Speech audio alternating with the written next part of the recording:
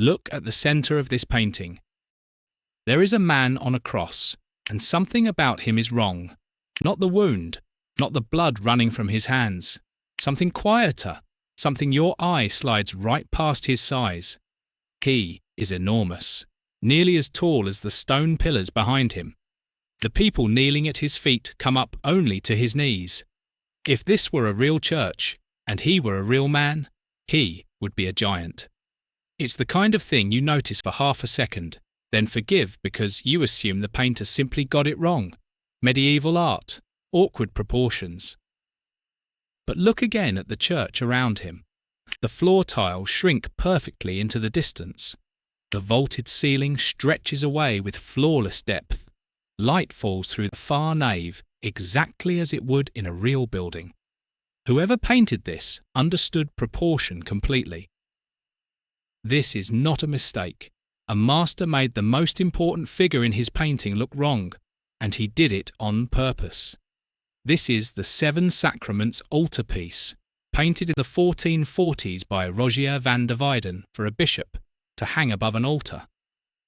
It's small enough to take in at a single glance, and that glance is the problem. Almost everyone looks at the giant in the middle and misses what he is standing over. So hold on to the question, why is he too big? Then let your eye do something it doesn't want to do. Leave the cross and move out toward the edges of the church, into the aisles where the figures are small. There, hovering in the air, you find them. Angels, one floating above each little scene, each robed in a single bold colour. A white one on the far left, then a soft blue, then green, then deeper shades, and at the far right edge of the painting, black. At first, they look like ornaments scattered through the church. They are not scattered. Read them from left to right, and the colours begin to move. They are counting, from white all the way down to black. Counting toward what? Follow them. Beneath the white angel, a baby is held over a stone basin, a baptism, a life beginning. Move right. A child kneels to be anointed. Right again.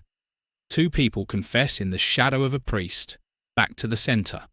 Beneath the cross, a priest lifts the bread at the altar. Then the right side. A young man is ordained.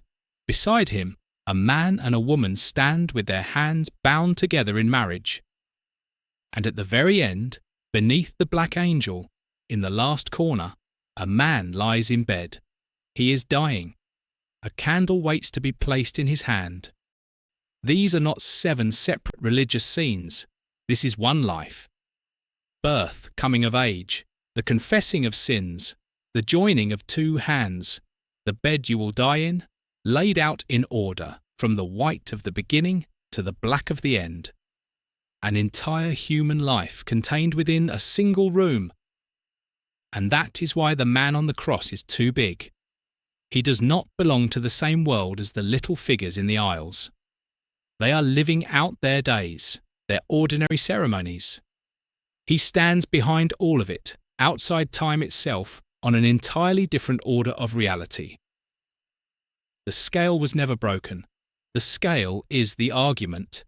Every doorway in an ordinary life opens onto that one death. Even the shape of the painting says the same thing. Step back and look at its silhouette. The tall centre, the 2 lower wings. It is built in the form of a church.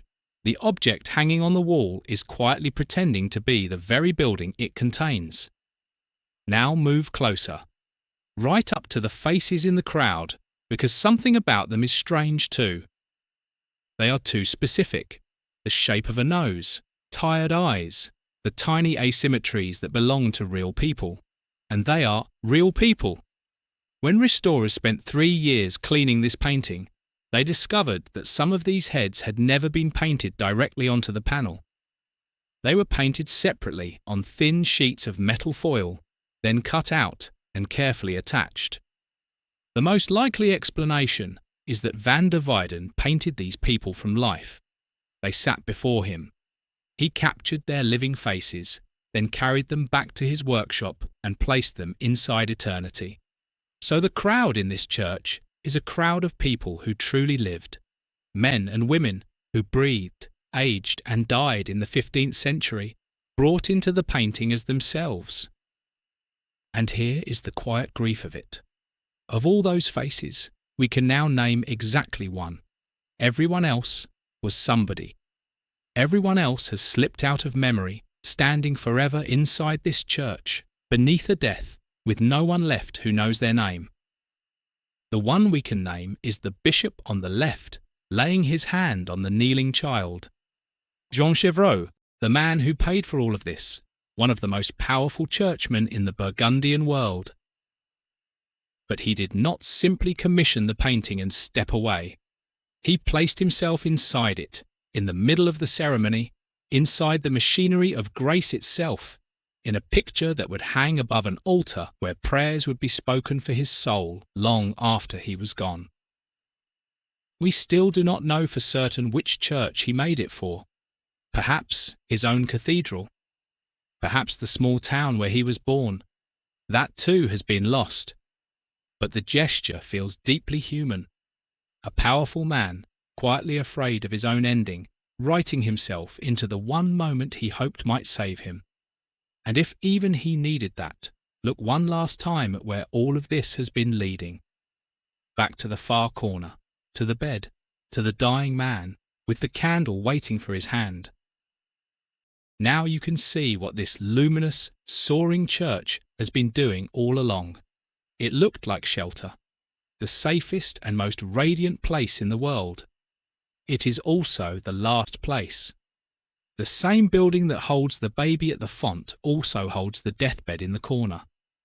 And the light that falls so gently through the nave falls in the end on a man taking his last breath. You came to look at a crucifixion. What you found was your own life. The baby is you. The bride is you. The one kneeling in the aisle, the man in the bed with the candle waiting, all of it, from the first morning to the last, gathered inside one room beneath one death. Look back at him now, the giant at the centre. He no longer seems wrong, only large enough to hold everything beneath him. The names are gone. The church he made it for is uncertain. The faces, painted on their sheets of metal, still keep their secrets.